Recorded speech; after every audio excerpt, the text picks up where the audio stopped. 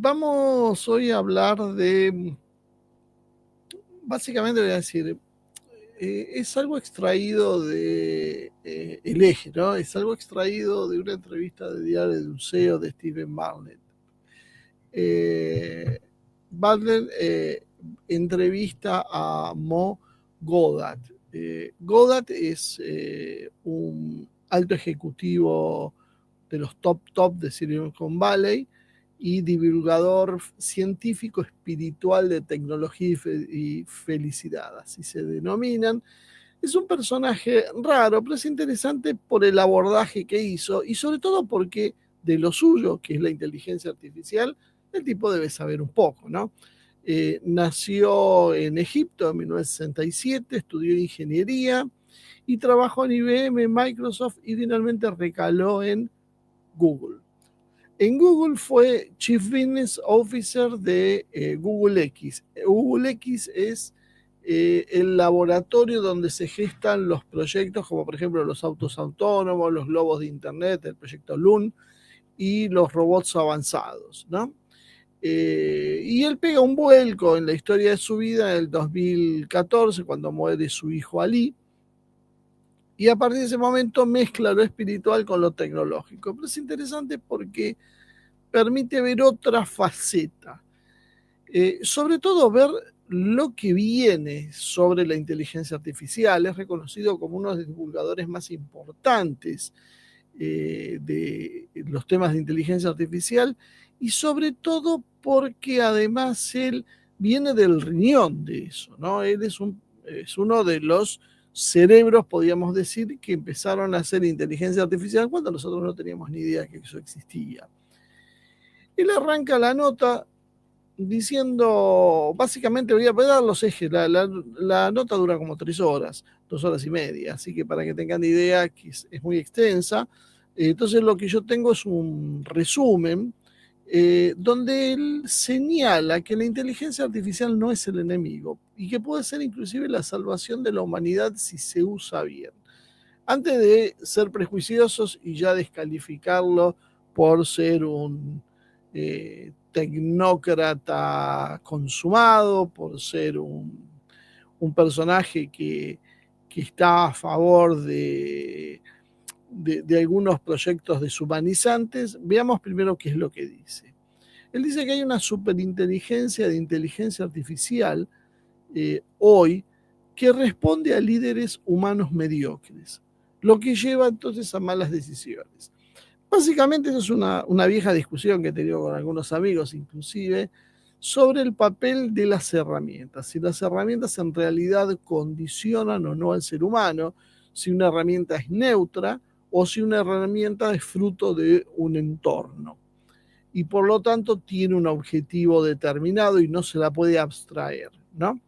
Lo que dice Goddard, y que me parece que es lo más importante, es que vamos a vivir un periodo de distopía de 12 a 15 años. O sea, estamos en el año 2025, entre el año 2035 y 2040, para ser generoso, hasta esa época vamos a vivir un mundo distópico, con lo que significa un mundo distópico, ¿no? Ya saben, injusto, incoherente, agresivo, salvaje, indiferente, todos calidades bastante malas, podríamos decir.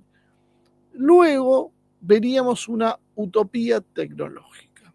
Y él pasa a explicar, por ejemplo, cuando él habla de distopía, él está hablando de cambios radicales en la libertad, cambios que empiezan, según explica, ya se están dando. Y a partir del 2026 vamos a empezar a ver la profundización de esos cambios, o sea, dentro de unos meses apenas. Esto significa cambios radicales en la libertad, en la economía, en el poder y en la conexión humana. Pérdida de libertad, control, vigilancia masiva y cumplimiento forzado. Concentración de poder en pocos actores de inteligencia artificial avanzada que van a dominar a una democracia de poder. En economía, que es lo que en general a todo el mundo le interesa primeramente, se verá un desplazamiento masivo en los empleos, la instalación de un ingreso básico universal como un parche y con el riesgo de que esto reduzca o desaparezca con el tiempo. El capitalismo él lo presenta como algo en crisis, básicamente como que va a finalizar el capitalismo, dado que la inteligencia artificial elimina la base del sistema, que es el arbitraje laboral. Importante esto. Él explica el capitalismo desde la base del arbitraje. ¿A qué le llama arbitraje laboral? A lo que sería en términos marxistas la plusvalía. El capitalista gana sobre el trabajo de otro.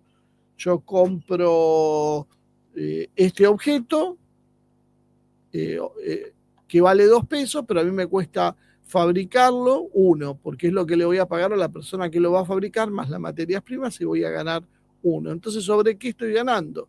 En realidad estoy ganando sobre el trabajo del trabajador, y eso es lo que él llama arbitraje laboral. El capitalismo, sea la forma que sea, de alguna manera siempre va a arbitrar esa situación, ¿no? Entonces va a establecer quién gana o quién pierde. Por más que no lo veamos directa o indirecta, o lo veamos directa o indirectamente, vamos a ir viendo cómo hay ganadores y perdedores.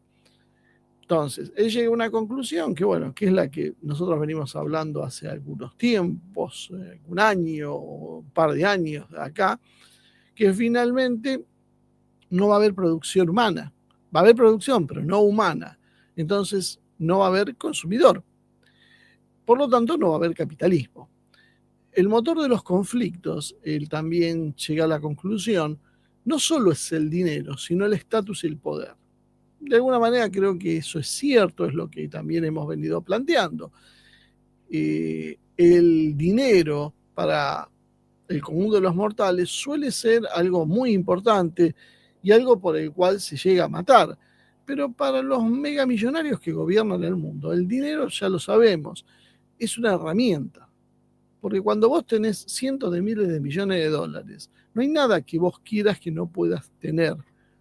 Tenés dinero para comprar prácticamente todo. Entonces, como tu lógica pasa por comprar todo, tu única ambición pasa a ser poderoso.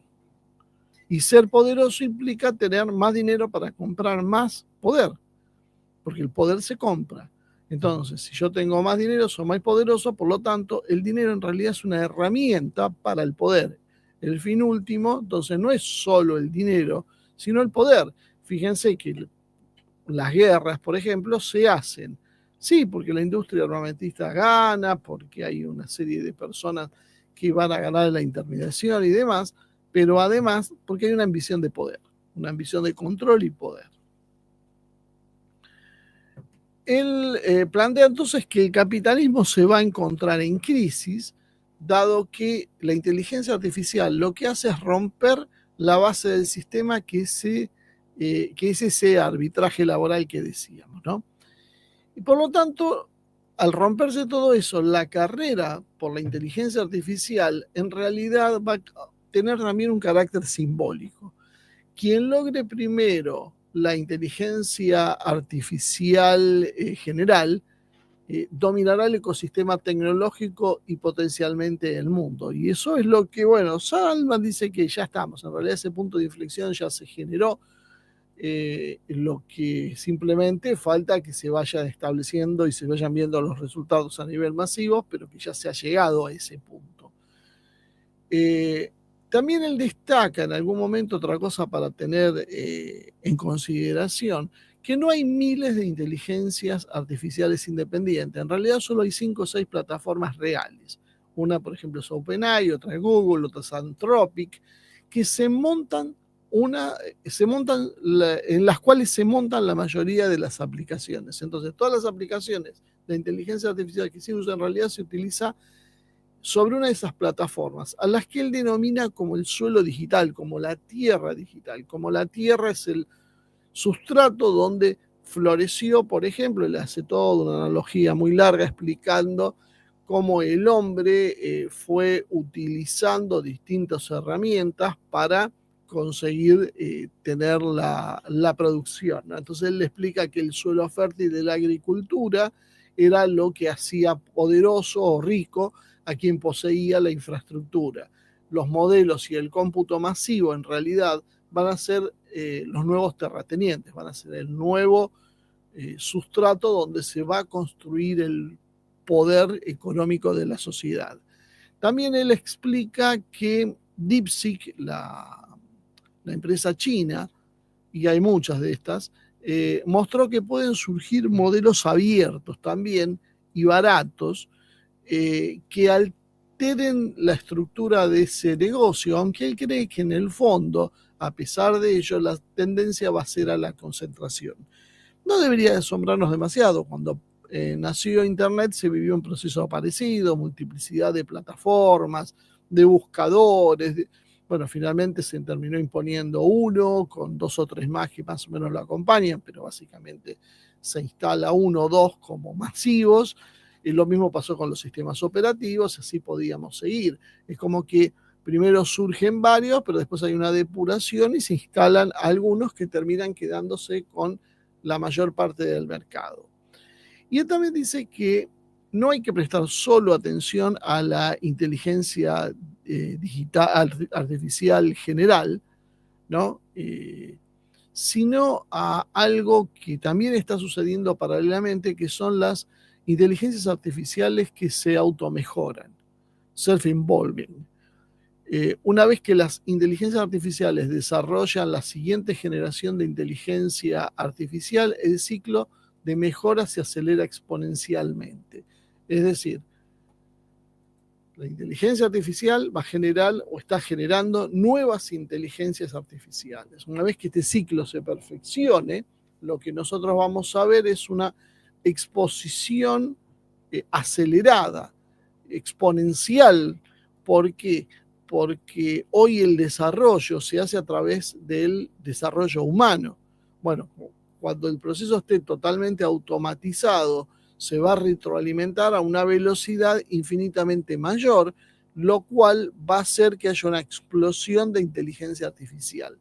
Y esto, según opina Goddard, puede dejar atrás o va a dejar atrás a los gobiernos y a las sociedades que no se adapten rápidamente. Goddard además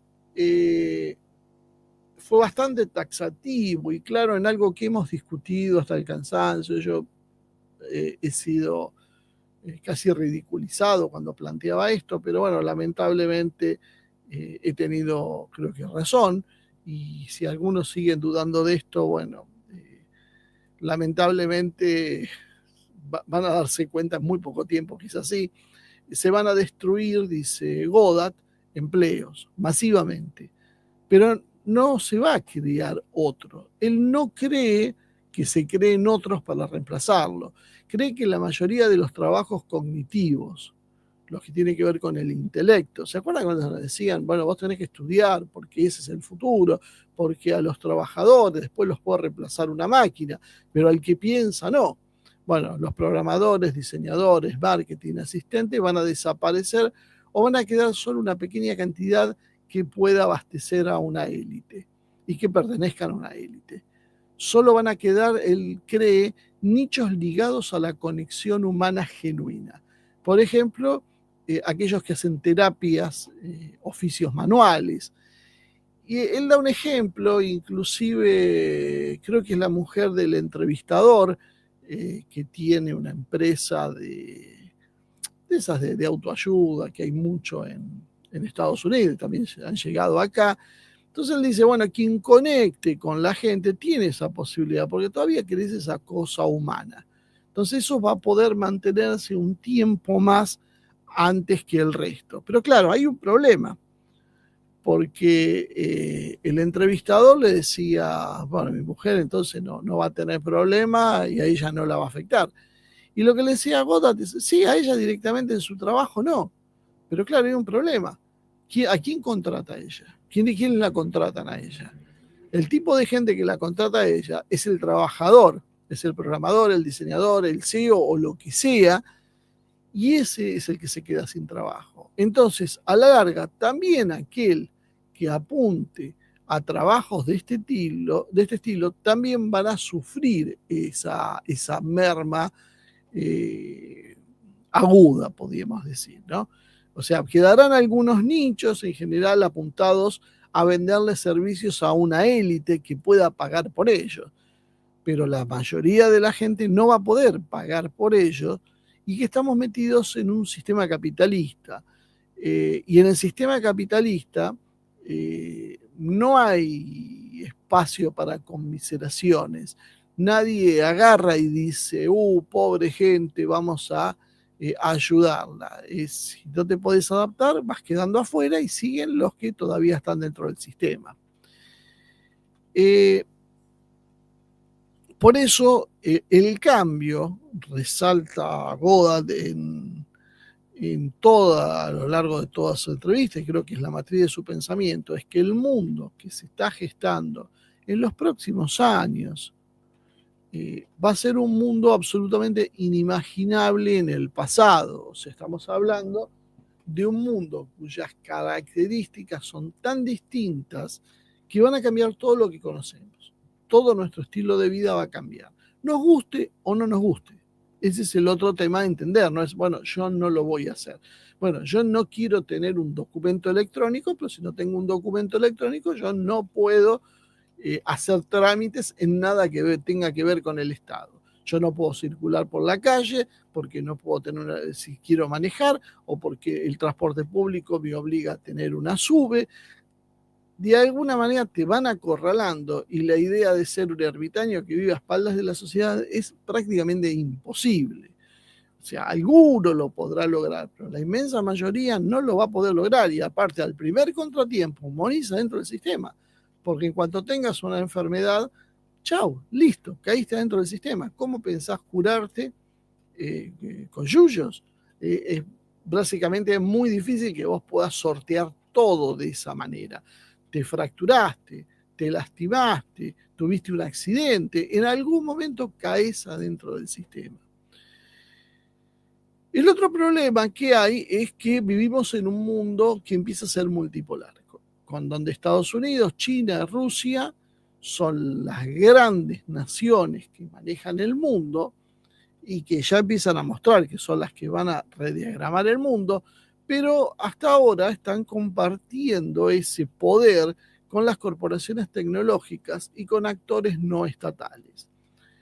Y allí la inteligencia artificial se va a convertir en un arma estratégica. Por eso Putin fue el que dijo en su momento, acuérdense, que el que domine la inteligencia artificial va a dominar al mundo.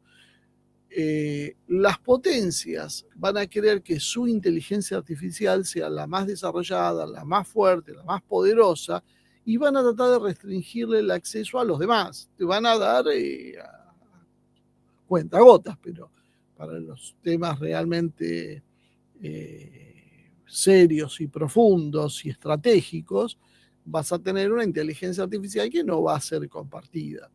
Y esto podría, seguramente, según el pensamiento de Godard, reformar los bloques de poder, erosionar cualquier tipo de democracia. Me encantan los estadounidenses, en este caso es egipcio, pero criado allá, cómo hablan de las democracias como si eso existiera. Bueno, creo que el problema es eso. Mucha de esta gente sabe mucho de tecnología, pero sabe muy poco cómo funciona el mundo. Sumergido en sus visiones, creen que la democracia es algo que existe. Y esto puede alimentar, también dice, una serie de guerras híbridas. Sí, pero no es pesimista, él dice que es un optimista, porque él dice hay otra opción. Hay una opción de ir en otro sentido, ir bien. Todo va a depender de cómo se gestione esto. Y es lo que él habla de una posible utopía, como contraposición a ese mundo distópico. ¿Por qué? Porque una de las cosas en las cuales se basa es en decir que a medida que la inteligencia artificial vaya tomando el comando de la economía y de la vida diaria, lo que nosotros vamos a ir viendo, que los costos de producción van a ir cayendo y la energía llegará a valores de casi cero. Básicamente los bienes van a quedar, usar la metáfora, van a quedar los bienes disponibles como las frutas en la naturaleza. Por eso también dice que va a cambiar el papel del dinero, porque en definitiva la abundancia de bienes que va a generar esta revolución va a ser que el dinero en realidad no cumple el papel que cumple hoy, que es determinante para hacer las cosas. Él dice que va a valer mucho más una buena idea que el dinero en sí, porque todo el mundo va a tener los recursos por esa superabundancia en función de esos, siempre y cuando, vuelvo a insistir, se gestione bien la potencialidad de lo que significa la inteligencia artificial. Él dice que esto debería significar, en ese caso, el fin del trabajo forzoso, tiempo libre para todo tipo de relaciones, creatividad y comunidad, erradicación del hambre, de la pobreza extrema, acceso universal a la salud, todo a una fracción del gasto militar actual.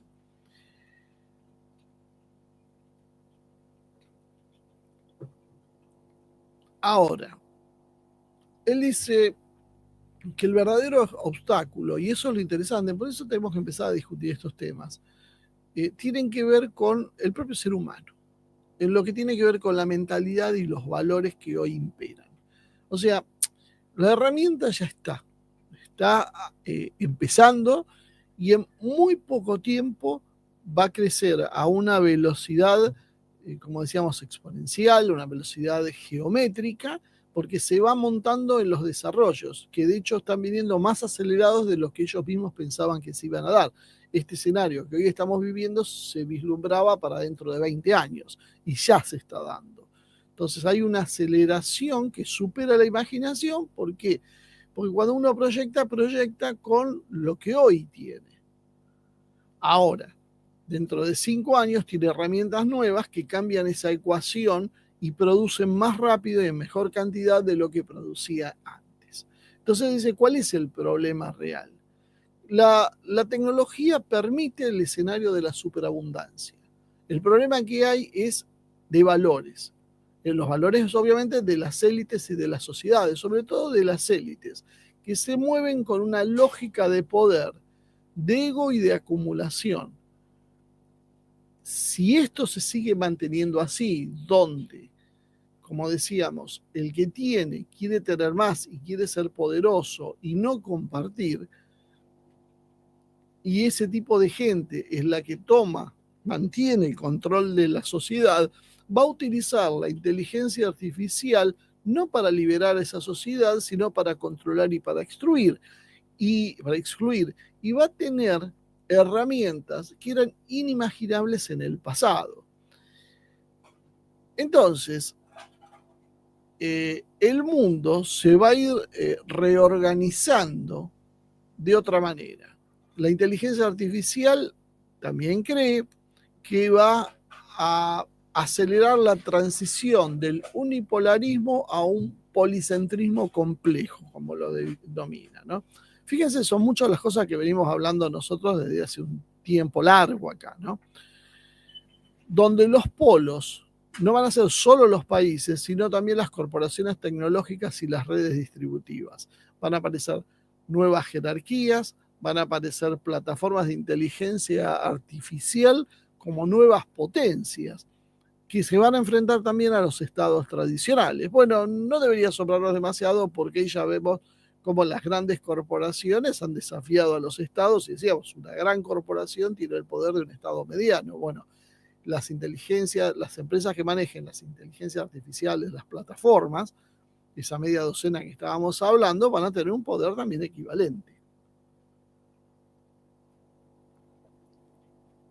Y también considera que va a haber una tensión central entre una inteligencia artificial que democratiza el poder o que lo concentra, como puede ser una inteligencia artificial general monopólica.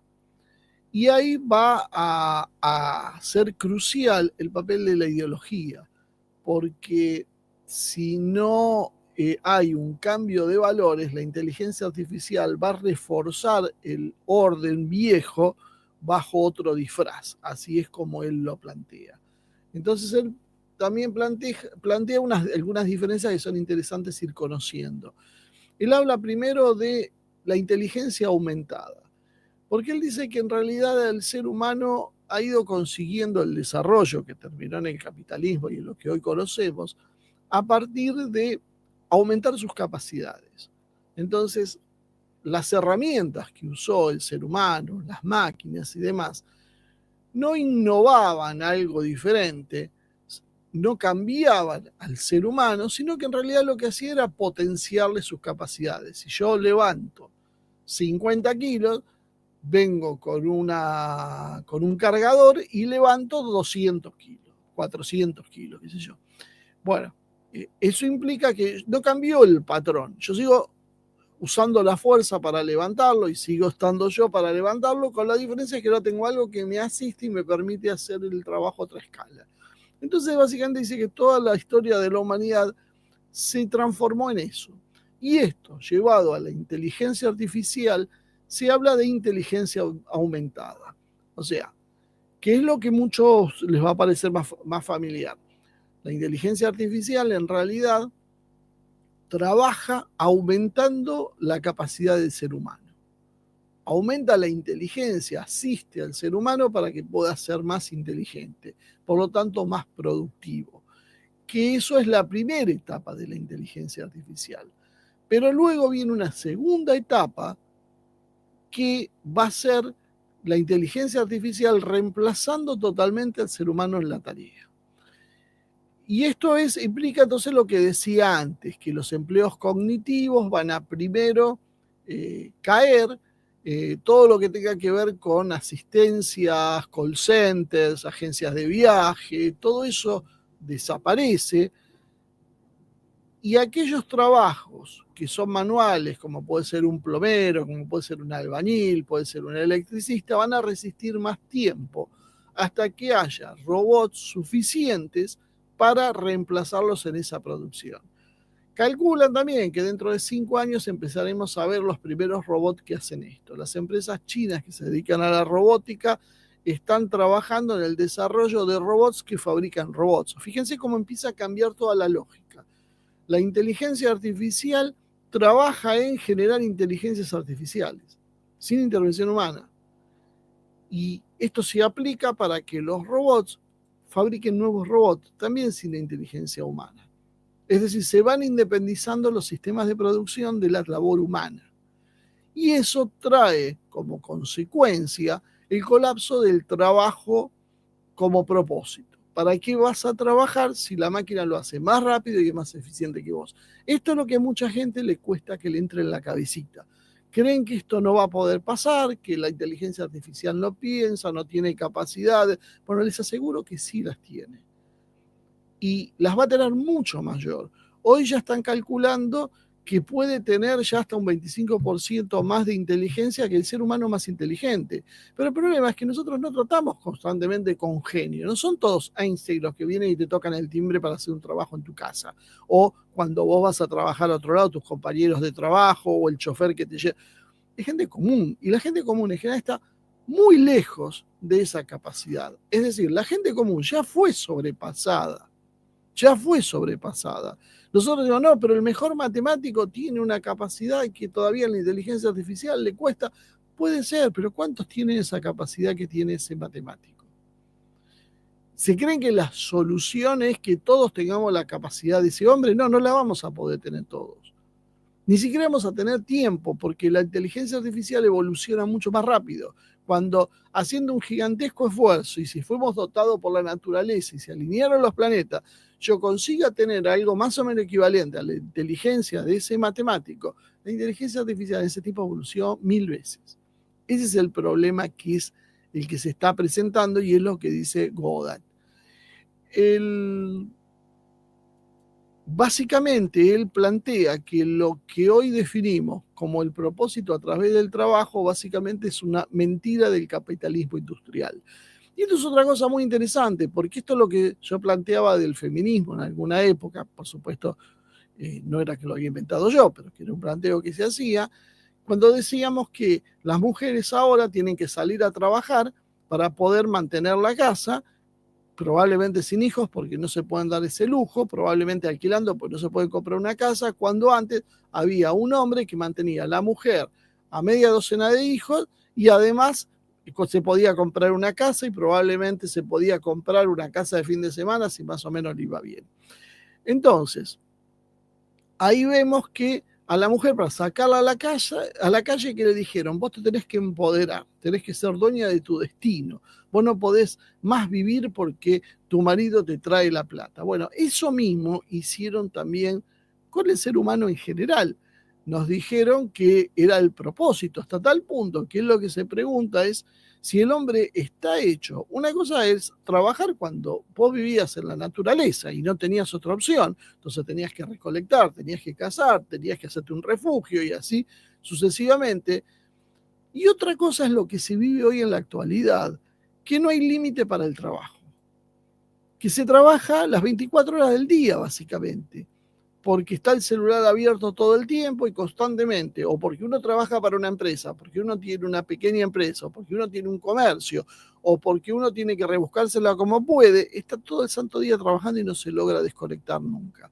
Entonces él dice, esto se generó desde el capitalismo industrial porque se necesitaba sacar a la gente que trabajaba de otra manera, porque el trabajo era, nos matábamos para sembrar y cosechar en épocas del año, pero después hay épocas de ocio, que se dedicaba a la gente a hacer otras actividades, o a descansar, o a meditar, o a pensar, dependía. Cuando llega la revolución industrial nos dicen que no, que hay que trabajar 15 horas por día, sábado, domingo. No hay... Fíjense que había el domingo, era el día de descanso, y todas las religiones tenían un día de descanso. Para el capitalismo no hay día de descanso, porque se cambió la lógica. Uno no trabaja para vivir, sino vive para trabajar. Esto es una frase que la repetimos muchas veces, yo vivo para trabajar, pero no le damos la profundidad que requiere para pensarlo y ver el significado último de lo que estamos diciendo. En la historia preindustrial, él dice que el trabajo era intermitente. Vos cazabas de vez en cuando y conseguías alimento para varios días, sembrabas y esperabas. El resto de la comunidad se dedicaba a la espiritualidad, al ocio, a construir algunas cosas, a hacer arte. Bueno, hoy no es así. Entonces, lo que él cree que con la inteligencia artificial disponible, esto va a cambiar. Y que la diferencia entre un ser humano común y corriente que tiene un IQ de 100, y otro que tiene uno de 150, que es básicamente un genio, las diferencias se volverían irrelevantes, porque todos terminarían de alguna manera siendo campesinos digitales, salvo el 0,1% que controle los medios de producción de la inteligencia artificial. O sea, él traza un paralelo entre lo que era el 0,1% de los habitantes, que eran los terratenientes, y el resto. Todos vamos a ser campesinos digitales, vamos a estar en esa circunstancia. Y el resultado de esto va a ser la desaparición de la clase media. Y se va a polarizar el mundo entre una élite y una gran masa. Y eso va a abrir tendencias diferentes. Una puede ser hacia un comunismo funcional o una sociedad comunal, plantea. Comunismo funcional, ¿por qué? Porque haber una superabundancia de bienes y no necesitar trabajar, va a haber que distribuir esos bienes de alguna manera para que todos podamos vivir bien. Pero claro, esto es una propuesta.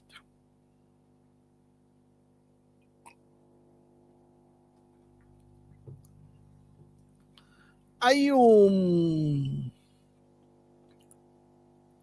grupo que se considera tecnotranshumanista, que son los que están a favor de los implantes, de la productividad extrema, la optimización y demás, y otro grupo que se autodenomina comunitario, que van a la búsqueda de la vida sencilla, la conexión humana, ya más casi tribal, ¿no?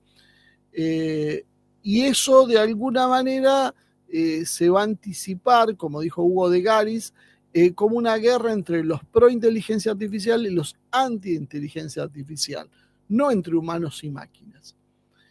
Y esto de alguna manera entonces se refleja en otra cosa, en los modelos enfrentados, y ahora nos metemos en la geopolítica, entre China y Estados Unidos.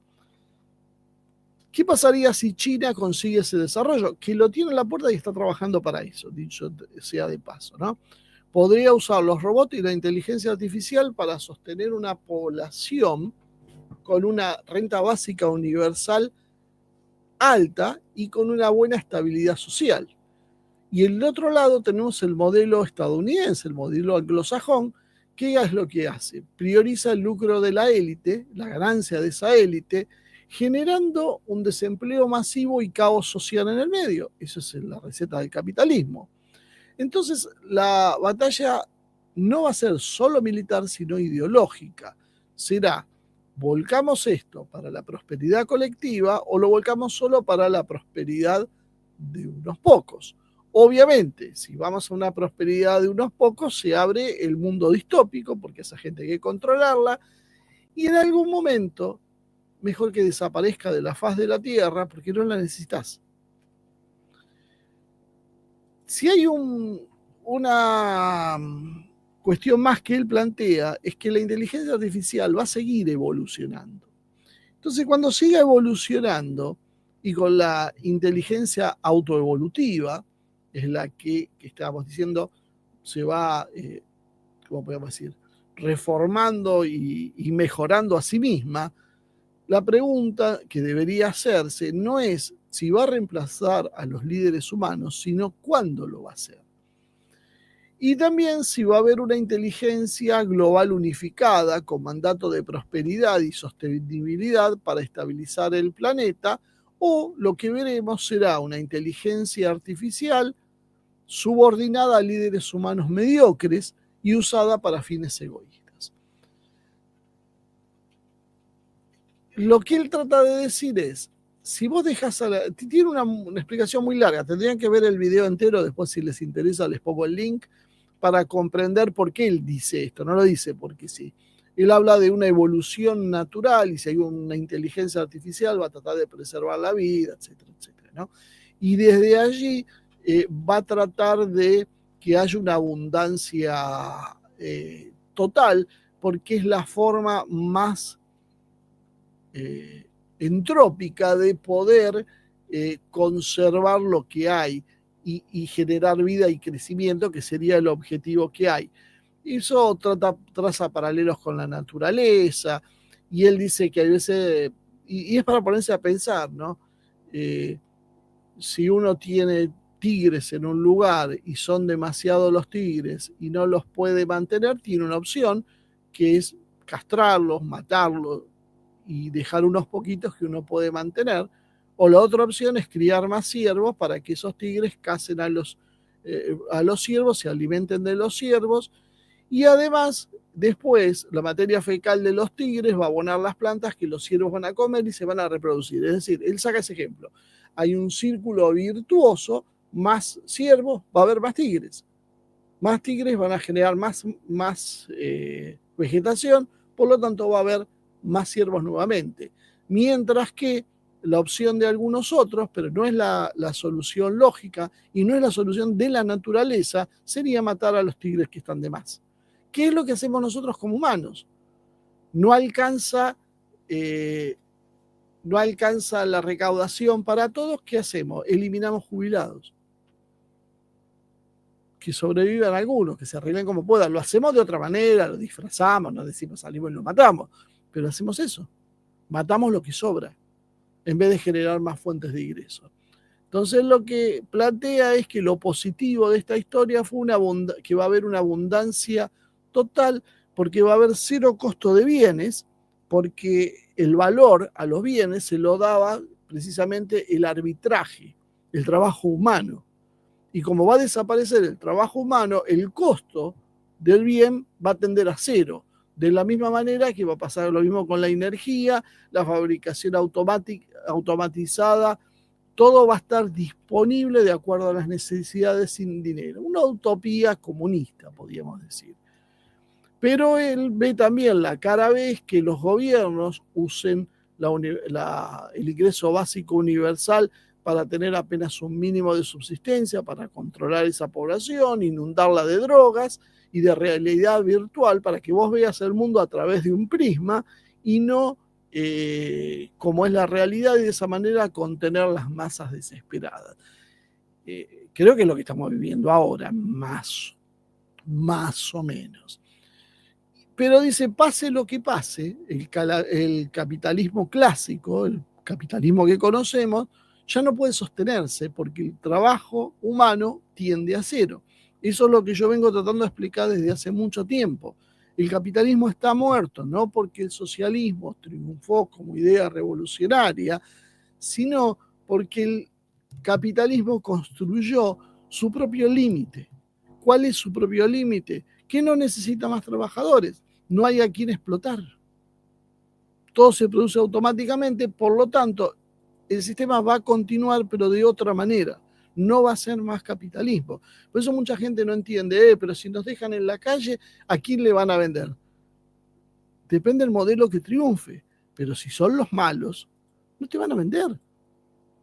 Te vas a morir en un rincón porque el sistema va a funcionar con otra lógica. Vos vas a ser superfluo, vas a ser una molestia para el sistema. No vas a ser un consumidor.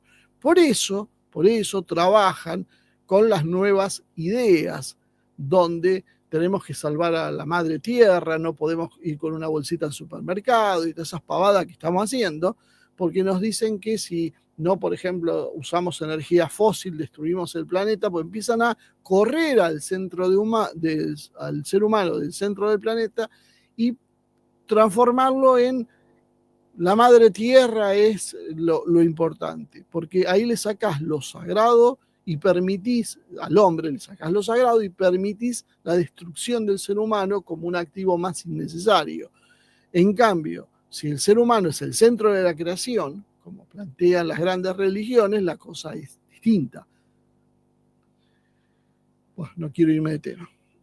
La necesidad entonces surge de regular los usos de la inteligencia artificial, no de la tecnología en sí. Por ejemplo, bueno, esto ya tiene una visión media utópica, prohibir las armas autónomas, exigir marcas de contenido generado por IA, o sea que se identifique lo que se hace con inteligencia artificial, por ejemplo, en contenidos y lo que no, presionar a los gobiernos para establecer un marco ético del uso, todo eso nunca funcionó en realidad. Y es interesante también, después que hace una serie de disquisiciones, acuérdense que él es egipcio, probablemente venga de una familia musulmana, está en un mundo cristiano, entonces tiene una mezcla con ideas New Age, entonces él tiene él mismo define como una ensalada de religiones, donde él toma las partes que le gusta a cada una, porque tiene cosas muy buenas, pero es lo que habla que es interesante ver cómo mezcla las hipótesis de simulación con visiones espirituales. Ve la vida como un juego donde la conciencia aprende a ser mejor jugador. Y eso es porque él explica, traza un paralelo y dice que él juega, no me acuerdo, al Halo, no sé qué juego dice, y que está entre los mejores jugadores del mundo por la edad, que es un fenómeno, que se dice, pero yo no juego para ganar. Yo juego para mejorar y ser mejor en el juego. Y esa es la diferencia. Y de alguna manera empieza a trazar con esto un paralelo con el alma, donde vos no estás en la tierra para ser exitoso y para ganar. Estás para ser mejor ser humano. Creo que de ahí es donde él empieza a tomar esas ideas, ¿no? Entonces, él basa todo esto, es que las religiones tienen frutas buenas, pero esto ya tiene una disquisición más metafísica, metapolítica, pero lo interesante por ahí para lo que hoy estamos hablando, pues si no iríamos a hablar ya de otro tema, tiene que ver con el fin del capitalismo, con una inteligencia artificial que lo que hace es acelerar la obsolescencia del capitalismo, no como la predijo Marx, por lo menos no como se imaginó que Marx la predijo, no como la predicen muchos con las revoluciones socialistas y demás, sino por la propia tecnología generada por el mismo capitalismo. ¿Y qué va a abrir entonces? A la puerta a modelos comunales, híbridos o distópicos. Va a haber un choque cultural entonces entre el occidente que insiste en el lucro, la jerarquía y el lucro, y Oriente con China, probablemente Rusia, que capitalice el discurso de la prosperidad colectiva. Los estados ya no van a ser entonces los únicos que van a funcionar como polos, va a haber plataformas de inteligencia artificial que van a ser potencias en sí mismas, y el dilema central va a ser que la inteligencia artificial como garante de la abundancia universal o como un arma de control y exclusión masiva. La inteligencia artificial va a hacer eso. Lo que nosotros tenemos que decidir para qué la usamos. La explosión de la inteligencia artificial se va a dar en un periodo de 2 a 5 años. Una inteligencia, 2 a 5 años, no sé si tomamos conciencia de lo que esto significa, ¿no? Una inteligencia artificial autoevolutiva que se acelera sola, fuera del control humano, un efecto arrastre, porque a partir de esta aceleración, la inteligencia artificial trae a la robótica, la bioingeniería, armamento autónomo, logística, energía, finanzas, todo se vuelve potenciado por la inteligencia artificial y genera una asimetría entre las 5 o 6 plataformas que mencionaban que controla el suelo digital, ¿no? El poder del siglo XXI. La lucha en el poder se va a dar entre las naciones, Estados Unidos, China, Rusia, contra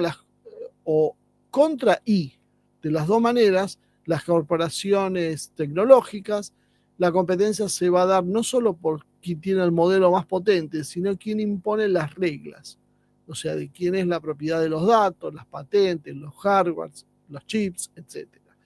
La inteligencia artificial va a funcionar entonces como un arma estratégica en la guerra informativa, en la guerra económica y en la guerra autónoma. Tenemos dos modelos civilizatorios en pugna entonces. Occidente hereda la cultura del capitalismo financiero anglosajón y protestante, mientras que con ello lo que hace es concentrar riqueza, privatiza beneficios y externaliza costos, porque es la lógica del protestantismo. Soy yo, Dios me beneficia haciéndome más rico, no tengo por qué sufrir porque el prójimo no es rico, porque Dios no habrá querido que sea, no hizo las cosas tan bien como las hice yo. Y usa una política entonces, una política de control demográfico, como es el tema del aborto, eutanasia, medicalización, precariedad, etcétera, y un ingreso básico con dosis mínimas para mantener imbecilizadas a las masas dóciles, junto con drogas y realidad virtual para distraer, donde los celulares es el inicio de ese camino. Por otro lado, vas a tener la oriental colectivista, China, Rusia, lo que hablamos de mundo multipolar, que distribuye los resultados para sostener la estabilidad y la legitimidad. Usa la inteligencia artificial para automatizar la producción y garantizar el bienestar colectivo, y prefiere un cuadro social más amplio, no una poda demográfica, porque necesita masa crítica para sostener el proyecto de civilización y mercado interno. Eso es lo que yo hablaba de la naturaleza antes. El impacto estratégico es entonces una multipolaridad real, donde los polos no son solo plataformas, sino también solo países, sino plataformas como OpenAI, Microsoft, Google, Tencent, Baidu, Yandex o Huawei, dependiendo del modelo que se imponga. Un choque cultural donde habría prosperidad de pocos o prosperidad distribuida. El desenlace probable, si Occidente toma el control, entonces sería la inteligencia artificial para la reducción de la población y consumo mínimo. Si domina el componente multipolar, inteligencia artificial pero controlada, estabilidad poblacional y comunalismo tecnológico. Y esto también encaja en la narrativa del fin del unipolarismo, o sea, la inteligencia artificial acelera el modelo anglosajón porque destruye el arbitrio laboral que lo sostenía, o sea, esa cuestión de apropiarse del valor del trabajador. Y la alternativa entonces no solo es geopolítica, Estados Unidos o China, Rusia, sino civilizatoria. ¿Qué valores son los que se le van a inculcar a esa superinteligencia? La decisión clave entonces no solo es técnica, sino es ética y política. La inteligencia artificial como extensión de la lógica financiera o como herramienta de reorganización social. Bueno, para esto el proceso son los próximos 15 años. En 15 años esto va a estar definido, para un lado o para el otro.